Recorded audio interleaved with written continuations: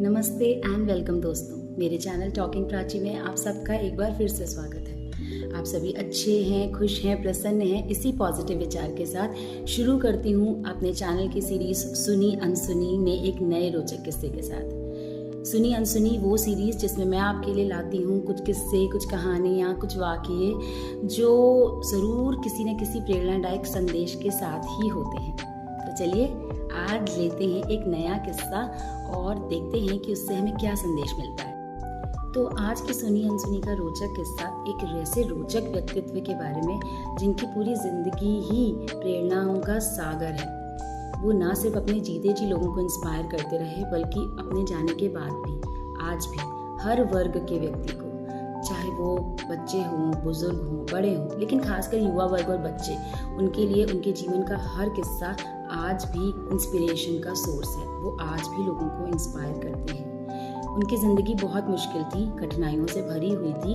लेकिन वो अपनी लाइफ में जिस मुकाम पर पहुँचे वो इस बात का एग्जाम्पल है कि हमें हिम्मत नहीं हारनी चाहिए, आगे बढ़ते रहना चाहिए। ये हैं हमारे देश के रिपब्लिक ऑफ इंडिया के 11वें प्रेसिडेंट और भारत रत्न से नवाजे गए 3rd प्रेसिडेंट अबुल पाकिर ज़ैनुलब्दीन अब्दुल कलाम, जिन्हें हम APJ अब्दुल कलाम के नाम से भी जानते हैं। सर कलाम का जन्म 15 अक्टूबर 1931 को धनुषकोडी रामेश्वरम में हुआ था। वैसे तो सर के जीवन का हर हिस्सा कहानी है, अपने आप में एक पूरी कहानी है। हर वाक्य उनकी लाइफ का इंस्पिरेशन से भरपूर, लेकिन आज मैं आपको उनकी लाइफ के एक रोचक वाक्य के बारे में बताने जा रही हूँ। एक रोचक उनकी लाइफ का जो पार्ट शेयर करने जा रही हूँ, उसने उनकी लाइफ की दिशा ही बदल दी।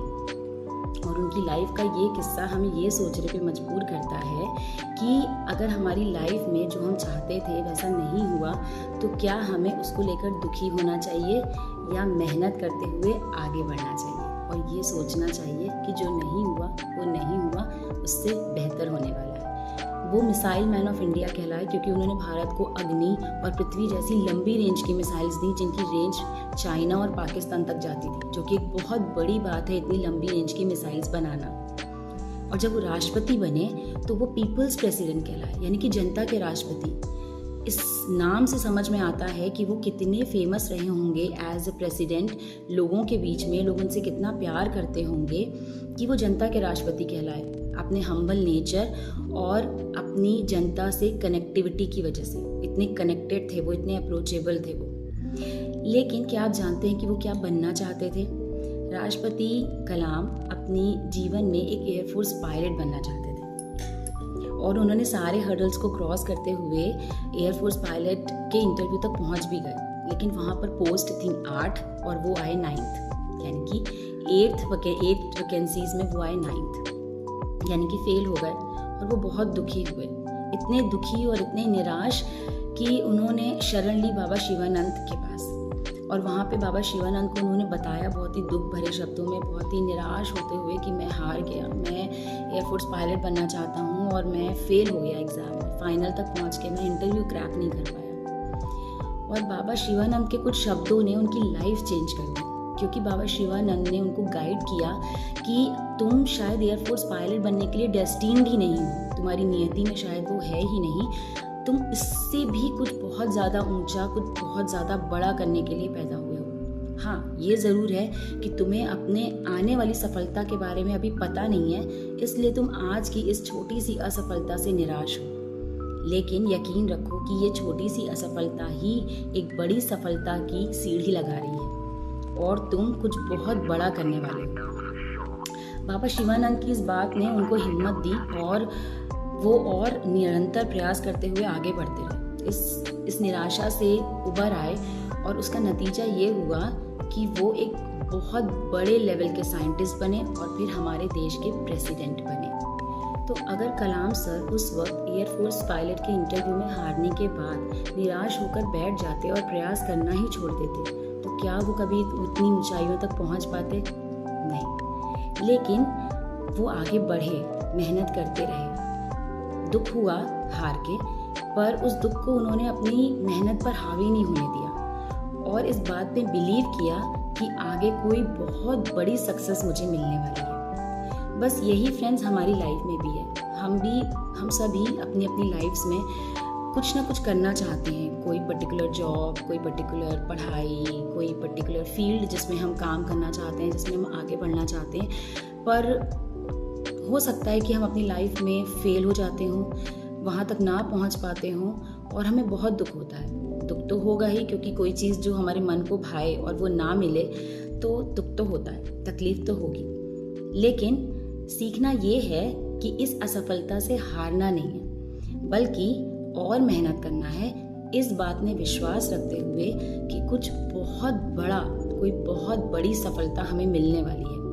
अगर आज हार के बैठ गए इस छोटी सी असफलता का दुख मनाते हुए, तो वो बड़ी सफलता हाथ से निकल ना जाए। तो इसलिए सर कलाम की लाइफ का ये किस्सा हमें ये शिक्षा देता है कि अगर आज हम किसी चीज़ में फेल हुए हैं, किसी चीज़ में हार गए हैं, तो उसका दुख ना मनाएं, बल्कि ये सोचें कि ये हार आज छोटी है, लेकिन ये ले जाएगी एक बहुत ही सुखद सफल पथ पर। तो एक छोटी सी कहानी, लेकिन कितना प्रेरणादायक संदेश देती है हमें। और इससे एक लाइन है जो चरितार्थ होती है कि अपने मन का हो तो अच्छा, लेकिन अपने मन का ना हो, प्रभु के मन का हो तो सबसे अच्छा। तो फ्रेंड्स, आज की इस रोचक किस्से से ये संदेश मिला कि अगर हम हार गए हैं, कुछ हम करना चाहते थे, कुछ पाना चाहते थे किसी भी फील्ड में, जॉब में, पढ़ाई में, तो हारना नहीं है। आज की ये असफलता हमें और मेहनत करने के लिए प्रेरित करती है और एक नए सफल पथ पर जाने के लिए, एक नई सफलता हमारा क्योंकि वेट कर रही है आगे, इसके लिए हमें तैयार होना है, इसके लिए हमें और मेहनत करनी है।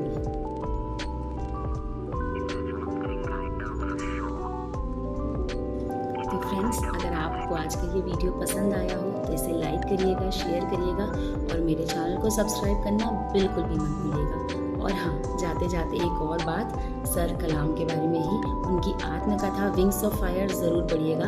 बहुत ही अच्छी किताब है, बहुत ही प्रेरणादायक किताब है। इसी बात के साथ मिलेंगे अगले वीडियो में। चैनल को लाइक करिए, शेयर करिए, सब्सक्राइब करिए। Thanks for watching, take care, bye bye.